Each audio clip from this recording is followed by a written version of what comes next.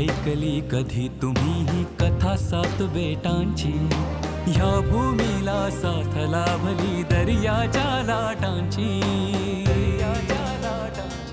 कोणी म्हणे माया नगरी, कोणी मुंबई माता, इतिहासातून चला उलगडू आज ही विस्मय गाथा.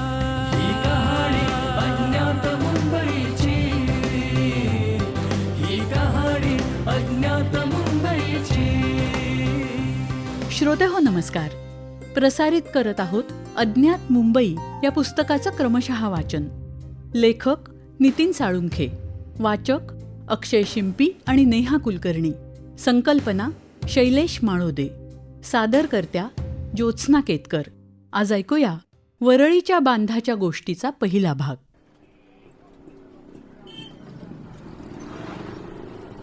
महालक्ष्मीहून वरळीच्या दिशेनं येताना आपण ज्या रस्त्यानं येतो त्या रस्त्याचं आजचं नाव आहे लाला लजपतराय मार्ग. या रस्त्याच्या डाव्या बाजूला आपल्याला दिसतो नव्यानंच बांधण्यात आलेला कोस्टल रोड.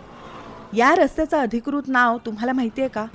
तर ते आहे धर्मवीर स्वराज्य रक्षक छत्रपती संभाजी महाराज मुंबई कोस्टल रोड. त्या पलीकडं समुद्रात एका खडकावर उभा आहे सुप्रसिद्ध हाजी अली दर्गा. किनारी मार्गामुळे तो आता दिसेनासा झालाय. रस्त्याच्या उजव्या बाजूला लाला लजपतराय महाविद्यालय, पुढे रेसकोर्स, त्याच्या पुढं नॅशनल स्पोर्ट्स क्लब आणि वल्लभभाई स्टेडियम आपल्याला दिसतं. तिथंच थोडं पुढे जाऊन हा रस्ता वरळीच्या डॉक्टर ॲनी बेझंट रोडमध्ये विलीन होतो. जेमतेम 1.25 किलोमीटरच्या या रस्त्यानं आजची मध्य मुंबई जन्माला घातली आहे ह्याची आपल्याला कल्पनाही नसेल. या रस्त्यावरून जाताना त्याची रुंदी, भव्यता, त्यावरून वेगानं धावणाऱ्या आलिशान गाड्या पाहताना आपण एका धरणाच्या बांधावरून प्रवास करत आहोत अशी शंकाही आपल्याला येत नाही. हा अर्धचंद्राकृती रस्ता वास्तवात एक बांध आहे हे आपल्याला लक्षातही येणार नाही. वरळीचा बांध तो हाच. हा केवळ एक बांध नसून मुंबईचा भूगोल, इतिहास आणि भविष्याला आकार देणारी एक क्रांतिकारी कल्पना होती. ही कल्पना मांडल्यापासून ती प्रत्यक्षात येईपर्यंत शतकभरापेक्षा जास्त काळ जावा लागला होता.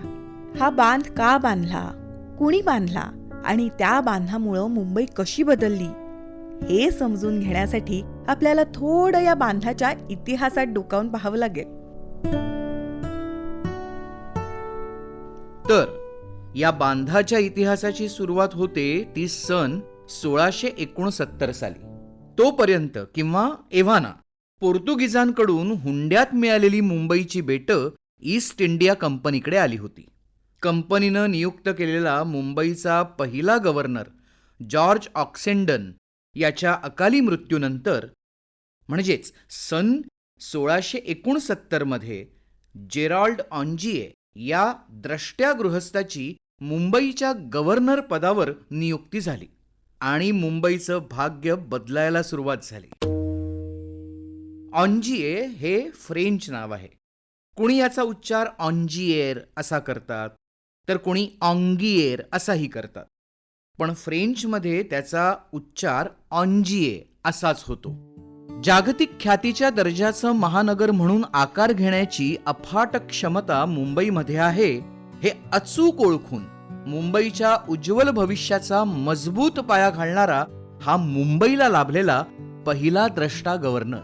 पण तो ज्या वेळेला मुंबईचा सर्वशक्तिमान गव्हर्नर म्हणून नियुक्त झाला त्यावेळची मुंबई होती तरी कशी? मुंबई, माझगाव, परळ, माहीम, वरळी ही मुंबईची 5 बेटं. यातलं प्रमुख बेट मुंबई. या बेटावर मलबार हिल, कंबाला हिल, डोंगरी, ताडदेवचा डोंगर अशा लहान मोठ्या टेकड्या आणि त्यांच्यामधून भरती ओहोटीनुसार आत येणारे समुद्राच्या पाण्याचे प्रवाह. टेकड्यांवर घनदाट जंगल, त्यात असलेला जंगली प्राण्यांचा वावर.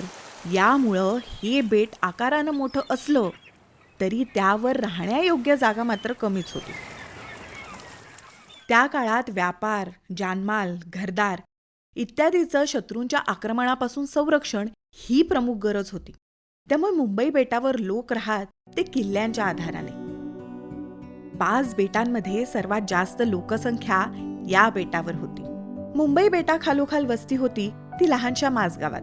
इथे कोळी, भंडारी आणि पोर्तुगीज कुटुंब वस्तीला होती. ही सर्व निवासी जागा होती. या लहान बेटांवर Nowroji hill, Belvedere hill, Mazgaon hill, Ghodapdeo hill अशा 4 प्रमुख टिकेड्या होत्या. त्यामुळे राहण्यायोग्य जागा तशी कमीच होती. शिवाय इथल्या लोकांना रोजगारासाठी मधली उमरखाडी ओलांडून मुंबईला यावं लागत असे. त्यामुळे आपोआपच तिथल्या वस्तीच्या वाढीला मर्यादा पडली होती. परळपासून सायनपर्यंत पसरलेल्या बेटावर मात्र फारशी वस्ती नव्हती. कोळीवाडे पूर्व बाजूच्या किनाऱ्यावर वसलेले होते.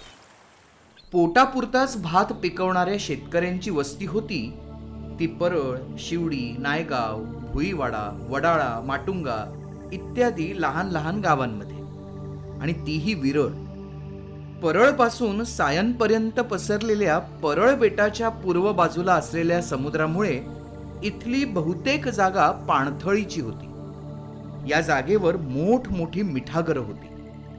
वडाळा भागात त्यातली काही आजही शिल्लक असलेली तुम्हाला दिसतील. शिवाय या बेटाच्या पूर्व बाजू व्यापणाऱ्या गोलंजी, शिवडी, रावळी, सलामती, अँटॉप आणि सायन या हिल्स म्हणजेच टेकड्या होत्या. माहीम बेटावर तर माहीमबूड नावाचं मुंबईच्या इतिहासात प्रसिद्ध असलेलं घनदाट जंगल होतं. असंख्य माडांची झाडं असलेल्या माहीमचे नारळ त्या काळी खूप प्रसिद्ध होते. इथेही थोडीफार शेती होती. कोळी, भंडारी लोकांची इथली वस्ती मुख्यतः पश्चिम किनाऱ्यावर होती. वरळी बेट मात्र पूर्णपणे कोळ्यांचं बेट. ते वगळता वरळीला फारशी वस्ती अशी नव्हतीच. या अंजियेनं मुंबईचा ताबा घेतला तेव्हा या सगळ्या बेटांची एकूण लोकसंख्या जेमतेम 8 ते 10 हजारांची असेल. 7 बेटांमधलं मुंबई बेट सर्वात मोठं आणि प्रमुख बेट. या बेटावर पोर्तुगीजांनी संरक्षणासाठी बांधलेला फोर्ट होता. त्याच्याच आधारानं सर्व 7 बेटांचं प्रशासन इथूनच चालवलं जाई. पोर्तुगीज काळात जो काही थोडा बहुत व्यापार चाले त्या व्यापाराचं केंद्रही इथंच होतं. प्रशासकीय अधिकारी, व्यापारी, नागरिकांची निवासस्थानही याच बेटावर होती. परिणामी बहुतेक लोकसंख्या एकवटली होती ती याच मुंबई बेटावर. ऑन्जिये गव्हर्नर असला तरी तो ज्या ईस्ट इंडिया कंपनीसाठी काम करत होता ती शुद्ध व्यापारी संस्था असल्यानं व्यापारातून जास्तीत जास्त नफा कमवणं हा तिचा एकमेव उद्देश होता. कंपनीचा मुंबईतला प्रमुख अधिकारी ह्या नात्यानं कंपनीला नफा मिळवून देणं हे त्याचं कर्तव्य आणि जबाबदारीही होती. ती निभावण्याच्या कामाला आता तो लागला. आपल्या कर्तव्याचा एक भाग म्हणून संरक्षणाच्या दृष्टीनं अत्यंत मोक्याच्या ठिकाणी असलेली मोठा कुलाबा आणि छोटा कुलाबा ही 2 बेटं ऑन्जिये याने तिथल्या कोळ्यांशी करार करून ताब्यात घेतली. हाच तो 1672चा प्रख्यात ऑन्जिये कन्व्हेन्शन करार. ब्रिटिशांकडे आलेली मुंबईची 5 बेटं आता 7 झाली. आपल्याला माहीत असलेल्या मुंबईच्या 7 बेटांची सुरुवात इथेच झाली. आता ऑन्जिये कंपनीला नफा मिळवून देण्याच्या उद्देशानं पावलं उचलायला सुरुवात करतो. पण त्याच्याही नकळत ती पायाभरणी असते आपल्या डोळ्यांसमोर दिसणाऱ्या आजच्या मुंबई महानगराची. बेटगाव अन नगर शहर ते महानगर बनताना. हा होता अज्ञात मुंबई या पुस्तकाच्या क्रमशः वाचनाचा आजचा भाग. उद्या आपण ऐकणार आहोत वरळीच्या बांधाच्या गोष्टीचा पुढचा भाग. अज्ञात मुंबई. लेखक नितीन साळुंखे. वाचक अक्षय शिंपी आणि नेहा कुलकर्णी. शीर्षक गीत समीर सामंत. संगीत सुखदा दापके. गायक मंदार पिलवलकर. ध्वनी प्रभाव परीक्षित भातखंडे. निर्मिती सहाय्य रोहिणी पाटील. संकल्पना शैलेश माळोदे आणि सादरकर्त्या ज्योत्स्ना केतकर.